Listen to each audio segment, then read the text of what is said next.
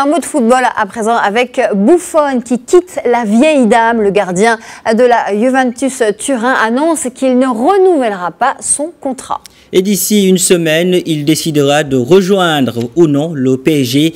Ce n'est pas un choix simple. À 40 ans, vous ne pouvez pas décider dans la précipitation.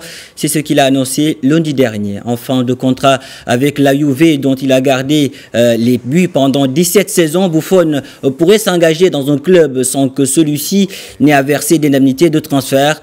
À présent, les explications de Simone Rovera, consultant de Radio Méditerranée Internationale pour le foot italien. Buffon, c'est quelqu'un de très lié à sa parole. Il avait dit à la Juve, je vais faire encore un an, j'arrive à la fin du contrat, et après je laisse la main, je laisse les buts à Szczesny. Donc, il avait donné sa parole, il ne voulait pas revenir en arrière. Et à la Juve, c'est un club qui est très strict sur ça. Ils ont décidé de commencer l'avenir sans lui, donc c'était sans lui.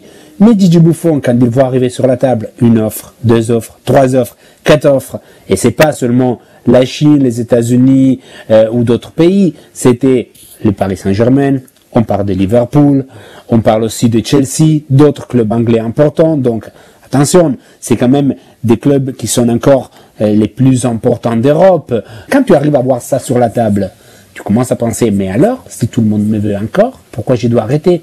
Et là, je peux dire que selon certaines sources que j'ai en Italie, le Paris Saint-Germain très très proche de Buffon. Si Buffon accepte l'offre qu'il y a sur la table et si accepte l'offre la plus intéressante au niveau économique et au niveau d'occasion de jouer, bah, c'est l'offre du Paris Saint-Germain et donc on va voir un grand gardien sûrement encore en activité la saison prochaine et très probablement en Ligue 1.